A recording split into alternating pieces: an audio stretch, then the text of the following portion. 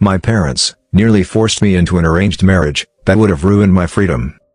But things changed after his mom called me a harlot for having male friends.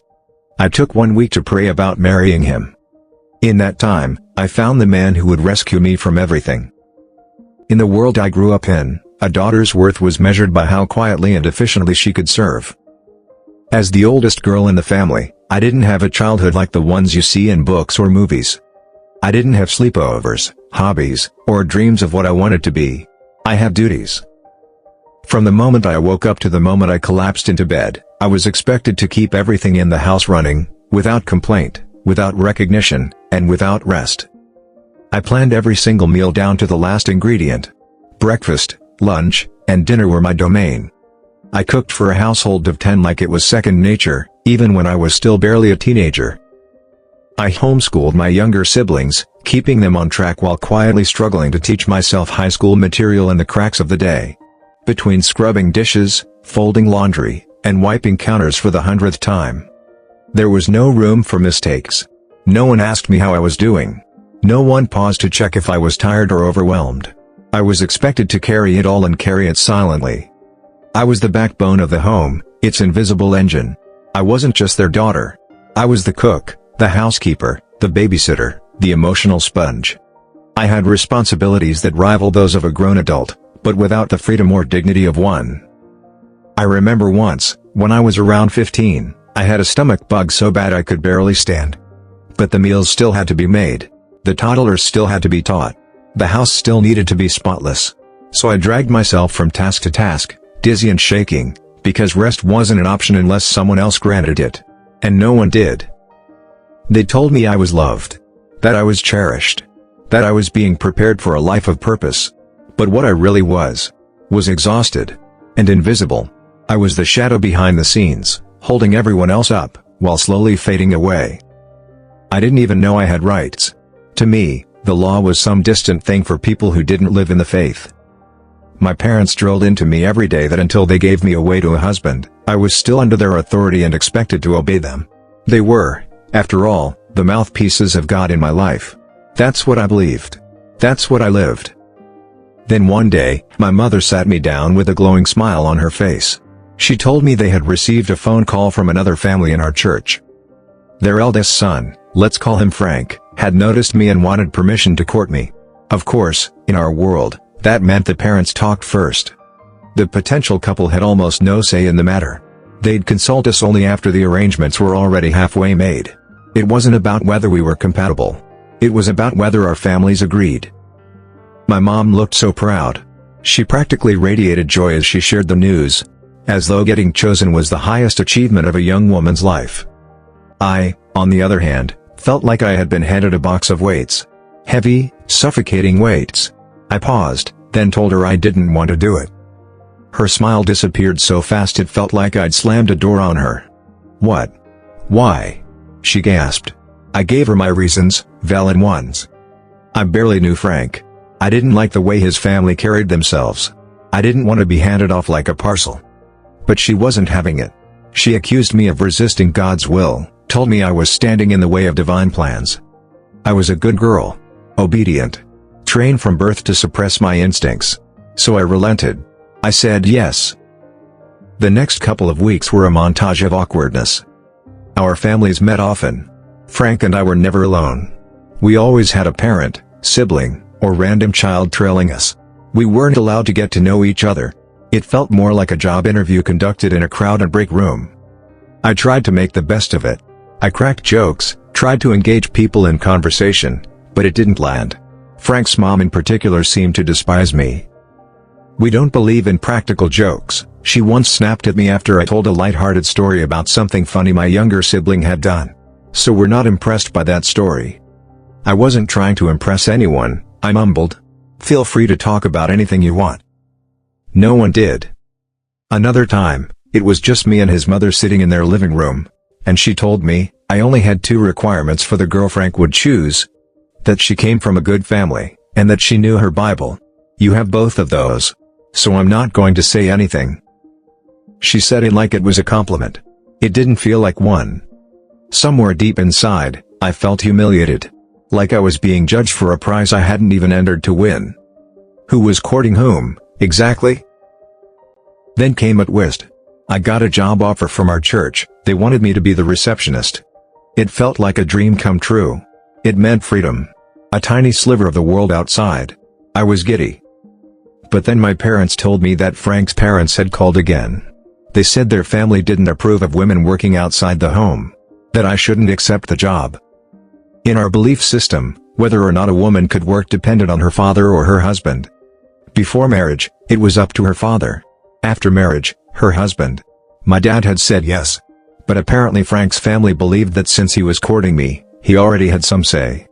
So my parents told me to call Frank and ask for his permission too. That phone call gave me hope. Frank said he wasn't my husband and it wasn't his place to make decisions for me. He respected my family's authority and was okay with me taking the job. I accepted it the next day. A step toward independence. But the morning after that, my parents called me in. Frank's family ended the courtship, they said flatly. No explanation from Frank. No call. No message. Just silence. It was weird to be dumped by someone who hadn't even told me himself. Still, I felt relieved. The pressure was off. I could breathe. I moved on. 2 years passed. I was 20 now. Still unmarried. In our community, that was practically an old maid. Frank's family apparently interpreted my singleness as a sign from God. They believed the Lord had been saving me for Frank all along. This time, my father took a different approach. He told them that Frank would have to court him first. My dad wasn't about to let me get dragged through a mess again. Until he gave the green light, they were not to contact me at all. But Frank apparently thought no contact didn't include letters. He mailed me a 5-page note, apologizing for the way things ended, saying he'd been in love with me, and asking if it was worth his time to get to know my dad. My parents intercepted it. They eventually told me what it said. I was floored. Love? We had barely spoken in 2 years. And even during the courtship, we never got real time together. I was insulted more than anything. Love requires knowledge. We didn't even know each other. Still, our parents decided to arrange a meeting to settle things. We met at a local restaurant. I sat between my parents. He sat between his. It felt like a trial. A custody hearing. Our parents acted like lawyers. His dad started yelling. Accused my father of ruining his son's chances. Said it was clear I wanted this and that my father was holding me back. My dad didn't say much. Just sat there, face carved from granite. Silent and angry. Things got so tense that Frank had to excuse himself to the restroom. He came back looking pale. His mother whispered he had vomited. While he was gone, his dad turned to us and said, "If you don't accept him now, there might never be another man who comes along." That made me laugh. I wasn't desperate. I never had been. I didn't care if I ever got married. But of course, I kept that to myself. We ended the evening with a vague agreement to pick up where we left off. I assumed that meant courtship. They assumed it meant engagement. A few days later, reality hit like a bus. Another guy I knew, let's call him Oliver, emailed my dad and asked permission to court me. I wasn't interested in him romantically, but we were friends. My dad said I should ask Frank whether I could still be friends with someone who had expressed interest in me, but who I had turned down. Frank came up with what I thought was a pretty good plan. My dad would tell Oliver that I was already courting someone else, and then I could introduce him to some of my other friends, and then maybe he would leave on his own. At the time, it felt like a genius move. A clean break without confrontation. I hated confrontation. I'd always been the kind of person who'd walk 3 blocks out of my way to avoid running into someone I didn't want to talk to. So, having Frank, who, up until then, had shown himself to be thoughtful and clever, come up with a plan that allowed me to ghost someone with the help of my dad. Yeah, I thought that was pretty brilliant. My dad, ever the peacemaker, spent the entire evening at the dining room table drafting a polite and gracious message to Oliver. He even asked me if I wanted to see it before he sent it, but I trusted him. My dad always had a way with words, gentle but firm. He could make a rejection sound like an invitation to tea. Meanwhile, Frank and I were on the phone that night. I told him about my dad's email draft and the plan in motion. He seemed pleased. At least at first. Then I mentioned something in passing about introducing Oliver to some of my other friends, most of whom happened to be guys, and everything shifted. There was a beat of silence on the line before he asked, in that overly casual voice that screams insecurity, "Wait, you hang out with a lot of guy friends?" "Yeah," I said, not thinking much of it. "Most of my closest friends are guys." The silence turned frosty. See, Frank's family held this belief that guys and girls couldn't ever be just friends. That there was always something simmering underneath. In their world, every co-ed friendship was a ticking time bomb of romantic disaster. So when he found out that I regularly went for coffee, swapped memes, and played Mario Kart with about 15 different guys, it was as if I'd confessed to cheating on him with a football team. He didn't say anything outright that night, but I could feel the change. He ended the call early, said he needed to think, and I went to bed feeling uneasy. The next morning, my phone buzzed before I'd even had breakfast. It was Frank, calling. I answered, still groggy and not ready for drama. He launched into a ramble that caught me off guard. I was thinking. "I want to ask your dad for permission to ask you to marry me." I blinked, trying to process. "What?" "I mean, only if it's okay with you," he added quickly.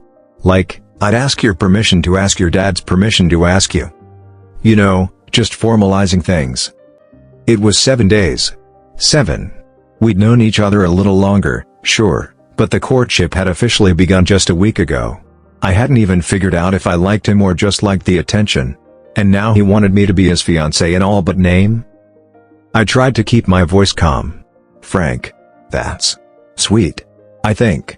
But I don't love you. Not yet. It's only been a week." There was silence. And then his voice changed. He snapped. "Are you still talking to Oliver?" I froze. It wasn't the question. It was the tone. Sharp. Accusatory. Like I'd just admitted to stealing money from his wallet. "No," I said carefully. "I mean, not really. My dad just replied to him last night. I haven't had time to talk to him, let alone introduce him to anyone else." "You weren't supposed to talk to him at all. That wasn't the plan." His words cut into me, and for the first time, I heard the warning bells clearly. I pulled the phone away from my ear and stared at the ceiling. Then I brought it back and said, firmly, "Frank, I'm only doing what you told me to do. We're not engaged. We're not even close. I talk to a lot of guys. That doesn't mean anything romantic. They're just friends." His voice dropped, but there was bitterness there. The kind that curdled your stomach. "Well, if you can't agree to stop talking to other boys and only talk to me, maybe we shouldn't call this courting right now." I didn't hesitate. "Maybe we shouldn't," I replied. Now, here's the thing. It's easy to look back and see the red flags, right? But in that moment, I was still halfway convinced that maybe I was overreacting. That maybe he was just caught up in the moment, or scared, or insecure. But then again, who makes a lifelong commitment after 7 days? Frank had a way of seeming perfect on paper. He was polite. He always said the right things around my parents. He brought flowers. He talked about building a future. But beneath that perfect surface was a need to control, to own. And when I pushed back, even a little, the mask cracked. Let me backtrack just a bit to explain why I even agreed to court Frank in the first place. Frank and I had met through our church's youth conference a few months prior. He was tall, clean-cut, and had the kind of confident charisma that made people gravitate toward him. He could lead prayer in front of 200 people without flinching and had a disarming smile. My mom loved him instantly. I, on the other hand, was skeptical. I'd been burned before. Not dramatically, but enough to have a healthy suspicion of people who seemed too smooth. But Frank wore me down with his persistence, his polished manners, and how he always texted me good morning with a verse. There was a sincerity in the way he talked about wanting to build a relationship centered on faith and commitment. So when he asked if we could begin a formal courtship, with both sets of parents involved, I said yes. It felt safe. Structured. Maybe even a little romantic, in a Jane Austen kind of way. But even Jane Austen's heroines would have rolled their eyes at a proposal after 7 days. The days leading up to that phone call had been odd. He started asking me who I was texting. He wanted to know the names of every guy I mentioned in a story. Once, he asked me to send screenshots of a group chat just so he could get to know the dynamics. At first, I chalked it up to curiosity. But now, it was clear, Frank wasn't interested in knowing me. He wanted to control me. Back to that morning. After I said those 4 words, "Maybe we shouldn't," there was a pause.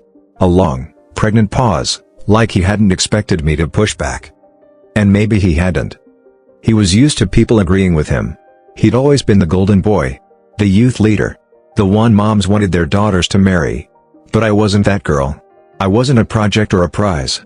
I was a person who valued her freedom and her friendships. And the idea of giving all that up for a man who'd only known me a week? That wasn't love. That was possession. So when he finally spoke again, all he said was, "I see." And I said nothing. Because there was nothing else to say.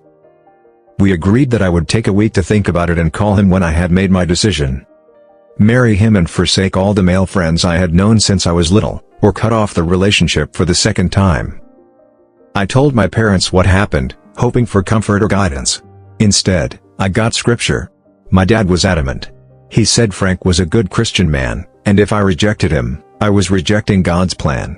My mom looked more torn but nodded along. I sat there silently, trying not to cry as my dad went on about obedience and spiritual leadership and submission. But the storm broke when he said, "You're just too emotional to know what's good for you." That was it. The last domino. I stood up, my voice trembling but sharp. "I'm not going to marry anyone I don't love. I don't care if you think it's God's will or not.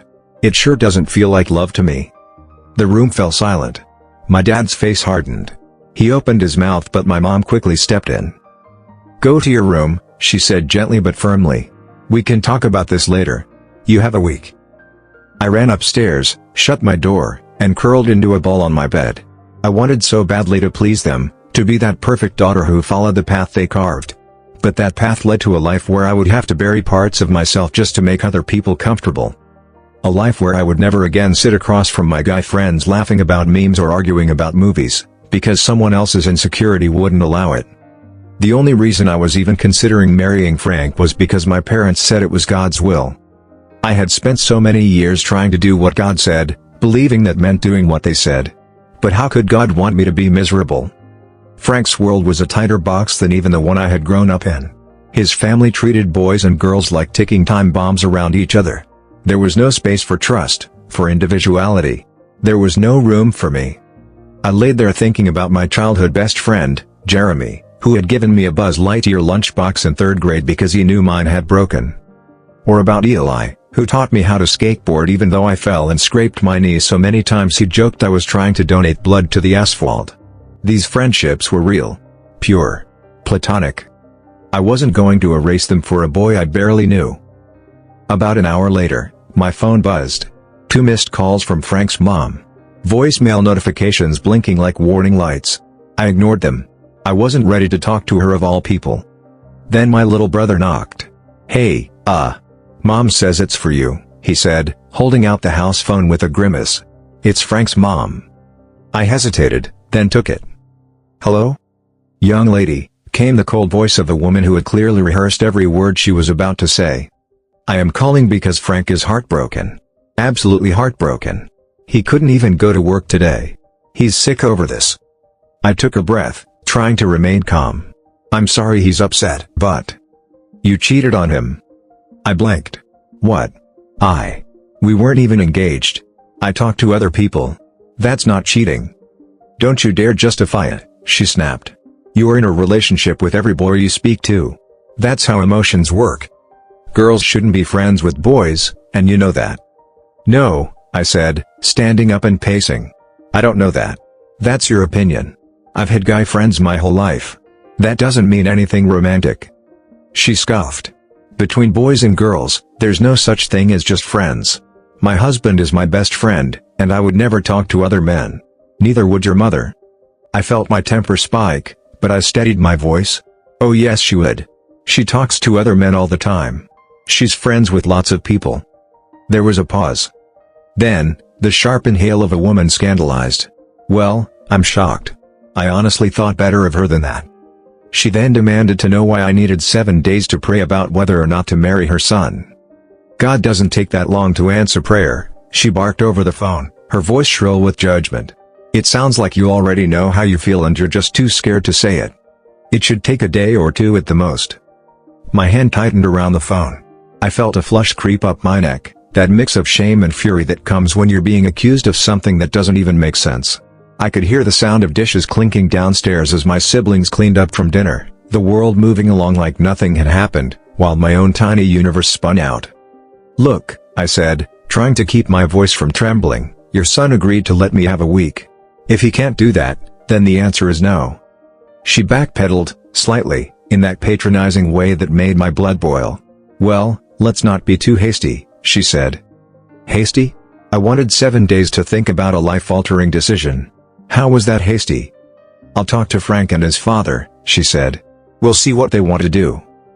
Before I could respond, I ended the call. I don't remember hanging up. I just know that one moment the phone was in my hand, and the next it was sailing across the room, landing on the floor with a thud. I curled up on my bed, my stomach tight, my eyes burning. I had never been accused of being a harlot before. I didn't even know people still use that word. But here I was, somehow the villain in a story I never asked to be in. I sobbed into my pillow, trying to silence the cries that came from someplace deep in my chest. It wasn't just what she said. It was everything. The pressure. The expectations. The feeling that everyone around me was more concerned about appearances and rules than about me, about what I wanted, what I felt, who I was. My mom knocked on the door gently and walked in without waiting for a reply. She sat beside me on the bed, brushing her hand lightly down my back. "What happened, honey?" I told her everything. Every word that horrible woman had said. Every insult, every accusation. My voice shook as I repeated the words cheated and harlot, and my mom's face twisted in disbelief. "I don't want to see any of them ever again," I said finally. "Ever. I mean it. I'm done." She nodded and stood up quietly, pulling out her phone and stepping into the hallway. A few minutes later, my dad came into the room. His face was tight with anger, but his voice was controlled. "No one has the right to talk to you like that," he said. "I don't like Frank or his family accusing my daughter of anything inappropriate, especially when she's done nothing wrong." For the first time, I felt a flicker of hope. Maybe they were finally seeing what I saw. But then he added, "Still, you made a commitment to give it a week. So you are going to stick to that. 7 days. No more, no less. We gave our word." I bit the inside of my cheek and nodded. Not because I agreed, but because I didn't have the strength to argue anymore. Let them think whatever they wanted. Let the world spin however it chose. My answer was already no. It was no now, and it would be no a week from now. My heart was firm, even if my body felt broken. That night, my dad called Frank's family. I sat on the stairs, hugging my knees, listening to the one-sided conversation. He told them, clearly and firmly, that none of them were to contact me in any way until the week was up. No calls, no emails, no surprise visits. When I had made my decision, he would be the one to inform them. There was shouting on the other end of the line, muffled but furious. My dad stayed calm and simply repeated his instructions. When he hung up, he walked past me without a word, his jaw clenched. And that was it. The house went silent again. The kind of silence that isn't peaceful, but loaded. Heavy. I crawled back into bed and stared at the ceiling. My phone buzzed once, and I felt a rush of dread, but it was just a weather notification. I rolled over, pressing my face into the pillow. For the first time in days, no one from that family contacted me. Not Frank. Not his mom. Not his dad. They obeyed my father's command. They were angry. But they never contacted me again. Update. Almost a year and a half later, I married the new guy. Oliver, the one who had once sent my dad an email out of the blue. Yes, that Oliver. The same guy whose quiet persistence and unexpected kindness had managed to sneak past my well-fortified walls, even when I didn't know I had any left to guard. I know how strange it sounds. One minute you're fielding absurd accusations from a controlling family who thinks God sends engagement proposals via telephone ultimatums. And the next, you're falling for someone who doesn't even speak the same spiritual language as your upbringing demanded. But I swear, it didn't happen overnight. It was a slow unraveling. A delicate unwinding of everything I had ever been told about who I should love and how I should live. And Oliver, bless him, he never tried to rush me through it. You have to understand the kind of environment I came from. Our community didn't call itself a cult, but let's just say if it walks like a duck and quacks like a duck. My world had always been rigid. Rules dressed up as righteousness. Silence mistaken for submission. Friendships filtered through theology. We didn't date, we courted. Publicly, prayerfully, and always with parents heavily involved, like spiritual chaperones armed with Bibles and judgment. So when Oliver, an outsider with no affiliation to our church, asked to talk to my dad first before ever speaking to me, it was already scandalous. Not because he was being disrespectful, but because he was respectful in a way my dad had no framework for. He wasn't from our world. And yet, he knew enough to understand that if he wanted to get to me, he had to go through the gatekeeper first. I remember the day my dad told me about Oliver's email. He read it aloud at the dinner table like it was a letter from a foreign king. It was polite, straightforward, even a little charming. He said he'd seen me once at a community event, just briefly, and had been struck by how thoughtful I seemed, how different I looked from the rest of the girls who buzzed around their parents like worker bees in long skirts. He asked if it would be all right to start a conversation. That's it. Just talk. My mom immediately raised a red flag. He's not one of us, she warned. And she was right. He wasn't. But that's exactly why I wanted to meet him. At first, Oliver and I only emailed. We'd exchange long messages about books, history, music, and slowly, more personal things. He never asked anything too forward. It wasn't romantic at first, just human. Refreshingly human. No spiritual agendas. No pressure. I could feel myself exhaling after years of holding my breath. He didn't talk in Bible verses. He didn't ask how many children I wanted or what I believed about headship and submission. He asked what made me laugh. What scared me. What dreams I had that I'd never said out loud. I told him things I hadn't even told my best friend, assuming I had one, which, in truth, I didn't. He slowly became the voice that helped me listen to my own. And that terrified me. I kept our emails a secret for months. I knew if anyone found out, they'd see it as rebellion, or worse, sin. But when I finally told my parents I wanted to see him in person, it was war. My dad forbade it. My mom cried. And I, who had always been so obedient, so afraid to be wrong, just quietly said, I'm going to see him anyway. And I did. Our first meeting was in a public park. He brought sandwiches and I brought the anxiety of 1,000 sermons worth of guilt. But he was so gentle, so normal. He wasn't trying to sweep me off my feet, he just wanted to be present. It was the first time I ever sat with a man and didn't feel like I was either being judged or groomed. That one meeting turned into several. Then weekly walks. Then coffee on his porch. Every step forward brought more friction at home. My parents warned me I was opening doors to evil. I told them maybe evil just had better manners than we thought. When Oliver asked me to officially date, yes, date, not court, I said yes. Not because I was sure I wanted to marry him, but because I wanted to be sure of myself. I wanted to know what I liked, what I believed, what I needed, without a committee of elders weighing in. Our dating wasn't a rebellion. It was a revelation. He showed me things I'd never been allowed to want. How love could be quiet. How affection didn't always mean ownership. How laughter could be loud and messy and beautiful. Of course, people talked. Our community started whispering about me like I joined a biker gang. I stopped getting invited to certain events. Parents warned their daughters not to follow in my footsteps. One woman even told my mother that I had been spiritually compromised. But the truth was, I'd never felt more alive. I asked hard questions. I read books I wasn't supposed to. I cried on Oliver's couch about the fear that maybe I was ruining my soul. He never dismissed it. He let me cry. He held space. He made me tea. He reminded me I didn't owe anyone perfection, only honesty. And somewhere in the midst of all that unlearning and relearning, I fell in love. Our engagement wasn't grand. It wasn't pre-approved by a council. It was just him, me, and a late night under the stars after a long talk about where we'd been and where we wanted to go. He didn't kneel. He didn't quote scripture. He just asked me if I would share the rest of my life with him. And I said yes before the fear could catch up to me. A few months later, we had a small wedding in a botanical garden with only a few friends and family, some of whom weren't thrilled to be there. But I wore a simple dress, walked myself down the aisle, and vowed to keep choosing honesty over fear. It's been 10 years. 10 whole years of learning and unlearning, of building a life from scratch. We have 3 beautiful sons, who ask hard questions and laugh with abandon. We raise them with curiosity instead of control. We teach them that love is never earned by performance. That kindness matters more than dogma. That their mom used to live in a very small world, and was brave enough to leave. Oliver taught me how to think for myself. And I think I was rescued. We just celebrated our 10th anniversary. And I can finally say this with no guilt in my chest: I'm glad I didn't listen to the voices that tried to shame me into a life I didn't want. I am free. And I am loved.